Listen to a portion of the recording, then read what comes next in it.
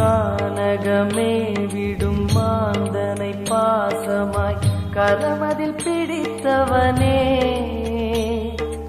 மானிடர் யாரையும் மான் என ஏற்பாய் மானிடர் யாரையும் மான் என ஏற்பாய் மலையென எழுந்தவனே எங்கள் அருணாச்சல சிவனே.